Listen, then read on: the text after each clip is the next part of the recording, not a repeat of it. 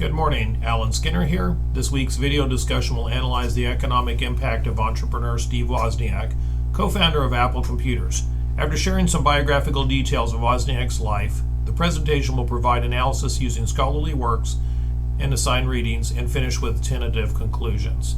Steve Wosniak grew up learning electronics from his electrical engineer father. While Wozniak bounced around from college to college, he indulged in his passion of tinkering with electronics.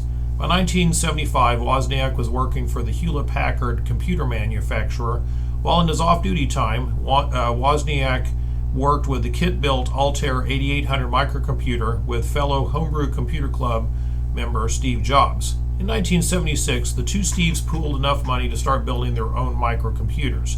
In 1977, the pair introduced the Apple II computer, the world's first computer designed for ordinary users. By 1980, their company went public and its value broke $1 billion. Wozniak remained the technical force behind the new company until injuries from an airplane crash limited his involvement, and he ultimately left the company in 1985. Today's Apple's market capitalization is worth $2.1 trillion, incredible growth from the original investment of $750 from Jobs and $500 from Wozniak in 1976. Although Steve Jobs is often recognized as the marketing genius behind the company, Wozniak exerted a subtle yet profound influence on the company and products. In his autobiography, Wozniak described the formative moment from his engineer father. Quote, "I so clearly remember him telling me engineering was the highest level of importance you could reach for the world. Someone who can make electrical devices that do something good for people, take society to a new level. You can change the world and change the way of life for lots and lots of people," end quote. Wozniak carried that basic philosophy into his adult life. And reflecting later on his time at Apple, Wozniak attributed their success to, quote, "our focus on understanding the users more than the technology. We work to try to hide the technology from humans. The result are lovely experiences for the masses and more successful products for us, though maybe not for the geeks in us," end quote. Wozniak clearly saw the potential in taking the computer power of mainframe computers and making it small enough for everyday use. Computer graphics were developed, and a simple human interface device, the humble mouse, were added to the keyboard. And Wozniak eliminated the tedious loading of programs by permanently installing operating systems on a microchip.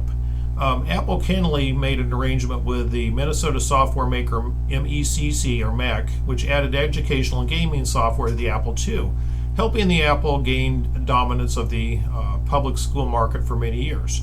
Wozniak later described how he and Steve Jobs had carefully blended the human and the technology sides to ensure their products were easily usable. He quoted Jobs as speaking often on the importance of understanding what people will like, making products that people want, with the technology and the administrative overhead matters relegated as lesser importance. In reflecting on the past assignments and readings, Wozniak comments clearly capture the essential art of the entrepreneur, understanding and meeting the needs of the customer. James Kraft's development of processed cheese fundamentally reshaped the eating habits of the world by eliminating costly food waste. Andrew Higgins' development of new boat technology fulfilled Marine Corps combat doctrine, thus making possible the amphibious landings of World War II.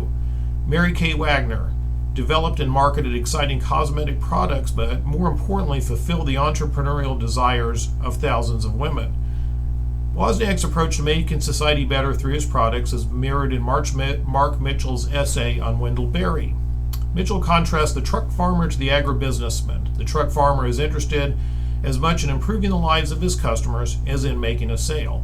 Wozniak clearly saw his entrepreneurship as a vehicle for improving the lives of others, as he focused on understanding the needs of his customers before designing his products.